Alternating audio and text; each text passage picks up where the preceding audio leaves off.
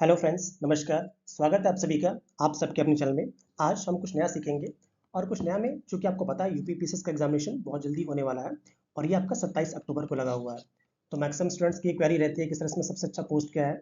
जो बच्चे यूपीएससी देते हैं वो लोग भी इसके लिए भी बहुत क्वेरीज करते हैं कि सर इसकी सबसे फेमस पोस्ट क्या है, इसकी पोस्ट प्रेफरेंस क्या होनी चाहिए, क्या भौकाल है, क्या है। क्योंकि जब थोड़ा आप जान जाते हैं किसी पोस्ट के बारे में तो आपकी एक उत्सुकता जग जाती है। तो 8 या 10 मिनट का वीडियो होगा, उम्मीद है वीडियो आपको पसंद आएगा। आइए थोड़ा एसडीएम पोस्ट के बारे में थोड़ा जान लेते हैं। पहली बात तो ये इन्फॉर्मेशन वाई, क्योंकि याद रखिएगा कि जो यूपीएससी से बच्चे आते हैं, ठीक है, जो यूपीएससी से आते हैं फिर यूपी पीसीएस से आते हैं, उन सारे बच्चों की भाई यूपीएससी तो फिक्स हमको तो मिलता ही है। जो यूपी पीसीएस की जो सबसे फेमस पोस्ट बोली जाती है वो आपकी एसडीएम ही है। या किसी भी स्टेट पीसीएस की बात करते हैं, वो एमपी पीसीएस हो, बिहार पीसीएस हो, ठीक है, बिहार पीसीएस हो या फिर एमपी पीसीएस हो, राजस्थान पीसीएस हो, जो भी आपके पीसीएस है सभी के लिए जो सबसे इंपॉर्टेंट पोस्ट बोली जाती है वो एसडीएम ही बोली जाती है।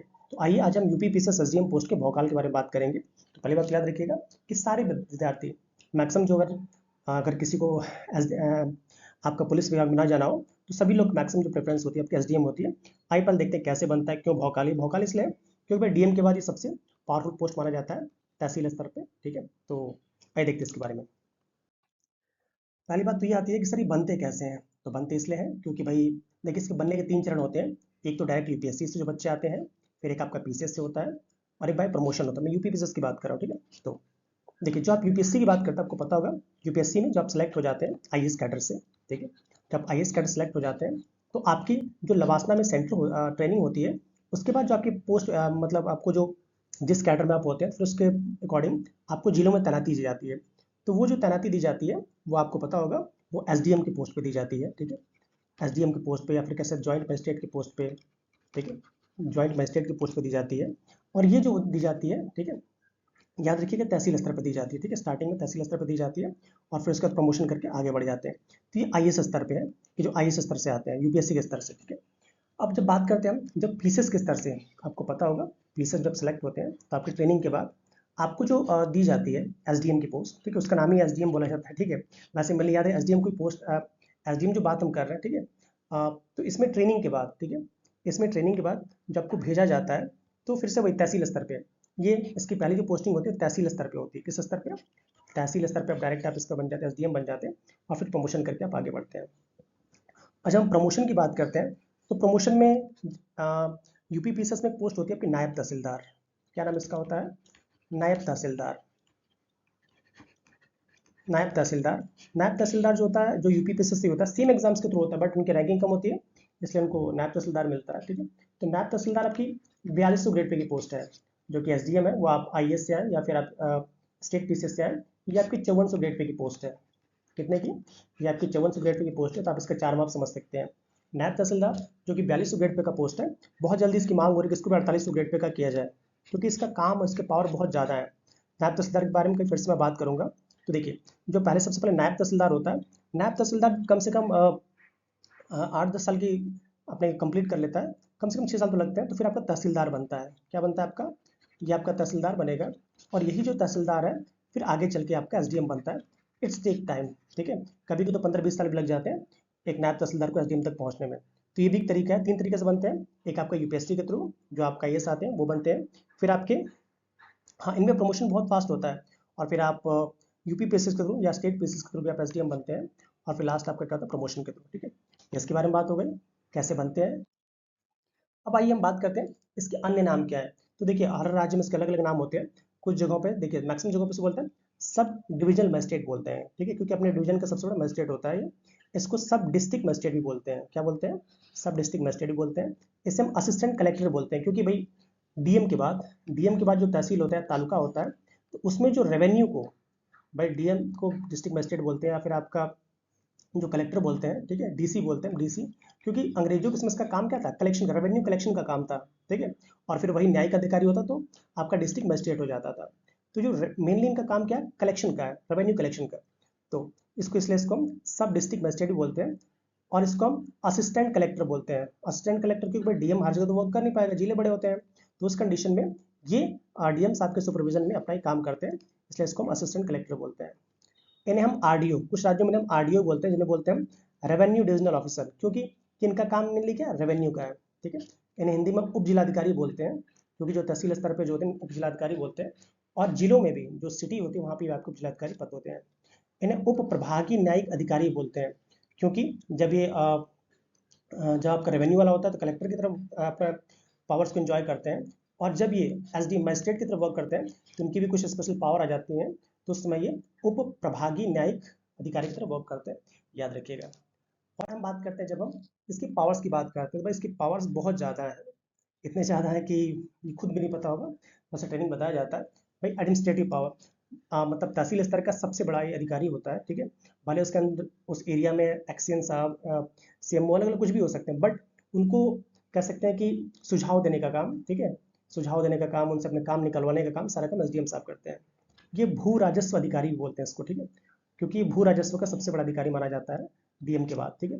इसे उप न्यायिक अधिकारी बोलते हैं। और आपदा निवारक अधिकारी, आपने पढ़ा होगा कि भाई जैसे मान लीजिए अभी यूपी बिहार में बाढ़ आने वाली है, कुछ जगह बाढ़ आ भी गई होगी, तो ऐसा नहीं कि बाढ़ आने के बाद हम उसकी तैयारी करते नहीं, बाढ़ इसको आपदा निवारक अधिकारी इसलिए बोलते हैं क्योंकि भाई कोई भी जब आपकी आपदा आएगी, वो बाढ़ हो गया, भूकंप हो गया, किसी भी टाइप की आपदा, तो आपदा को कैसे निवारण करना है, कैसे अलग अलग डिपार्टमेंट से कोऑर्डिनेट करके उस आपदा से तुरंत हमें मुक्ति पानी है, ये सारा काम ये करते हैं एसडीएम साहब करते हैं, इसलिए इनको हम आपदा निवारक अधिकारी बोलते हैं। आइए हम और देखें इसके पावर्स के बारे में। अब थोड़ा जॉब प्रोफाइल के बारे में, क्योंकि आप लोग कहते हैं भाई भौकाली है, तो भाई इसमें तो कोई शक नहीं है कि एसडीएम जो डीएम साहब के बाद सबसे भौकाली पद माना जाता है, ठीक है।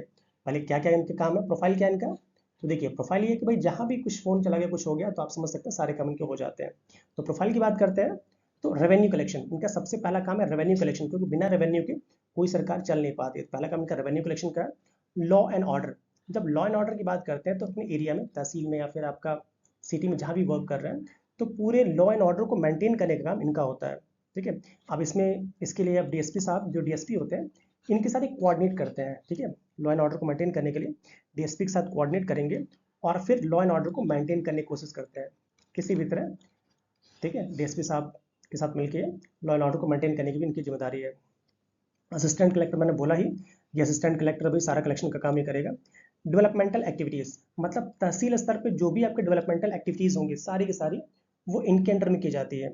आप कहेंगे सर ये क्या है, जैसे मान लीजिए कहीं पौधे लग रहे हैं, कुछ भी किसी भी टाइप की डेवलपमेंट एक्टिविटीज़ हो रही, या कहीं आपका ब्लॉक लेवल पे हो रहा, कहीं पे भी जहाँ पे भी कोई भी डेवलपमेंटल एक्टिविटीज़ है, उसका जो प्रमुख अधिकारी होते हैं वो एसडीएम साहब होते हैं।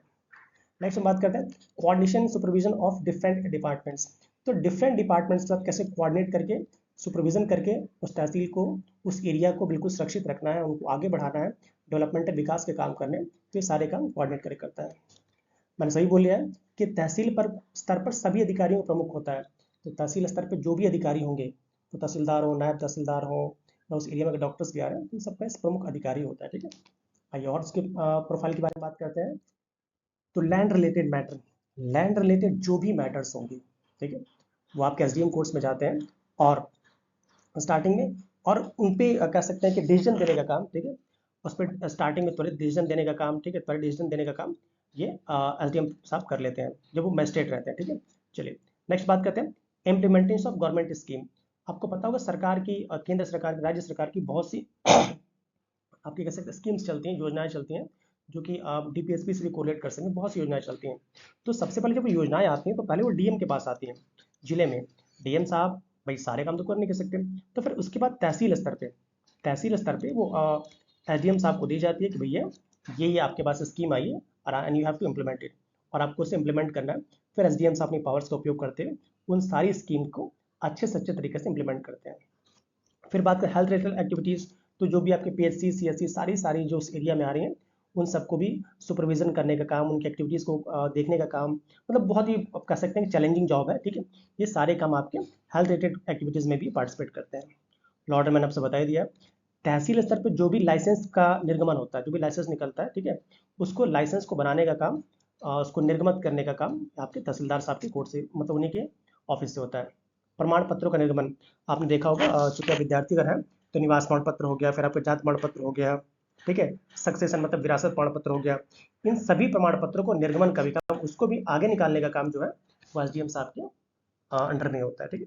और हम देखेंगे प्रमोशन, सबसे इंपॉर्टेंट, जब प्रमोशन की बात करते हैं तो देखिए जो आपका डेप्यूटी कलेक्टर है या आपका सब डिस्ट्रिक्ट मजिस्ट्रेट है, ठीक है, मैं पीसीएस की बात कर रहा हूँ, ठीक है, और यूपीएससी वाला अलग चीज़ है।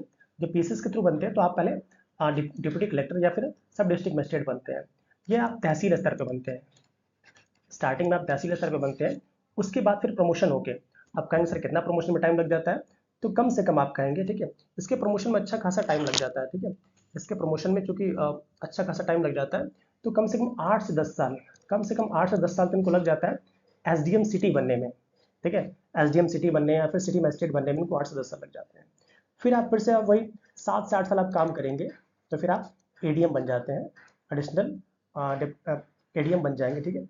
अब एडीएम साहब फिर से वही 6 से 7 साल काम करेंगे, 6 से 7 साल तो सीडीओ बनेंगे, और फिर सीडीओ साहब फिर से 6 से 7 साल काम करेंगे, तो फिर आपके डीएम या फिर इनको आईएसडी का आईएएस का उनको कैडर अलॉट कर दिया जाता है।